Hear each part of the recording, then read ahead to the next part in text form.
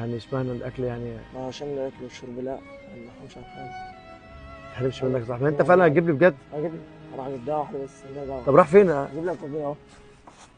وهنا المصور قرر ينزل من العربية ويراقبه ويشوف هيروح فين. فضل الشاب ماشي لحد الطريق الرئيسي وعدى الشارع وراح السوبر ماركت واشترى اكل فعلا من السوبر ماركت ورجع تاني اداهولي. تسلم يا حبيبي، ما تحرمش ماشي، الله منك. يصلح حالك. بس انت جدع قوي على اللي انت عملته ده، يعني ما شاء الله هنعمل إيه عليك. بقى الاكل انا والشرب بصراحه ما ده مفيهوش صدقتش حاجة. ان انت جبت السندوتشات فعلا بجد وكده يعني. هنعمل ايه بس؟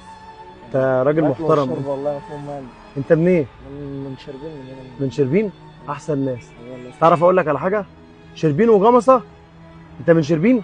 شربين وجمصه يتشرفوا بيك. الله يصلح. انا نفسي كل الشباب كلها تبقى زيك وتتعلم منك على اللي انت عملته معايا ده. الله يصلح حالك. الله يخليك. طيب شايف المحفظه اللي في ايدي دي؟ تمام؟ شايف الموبايل اللي وراه؟ انا بصور.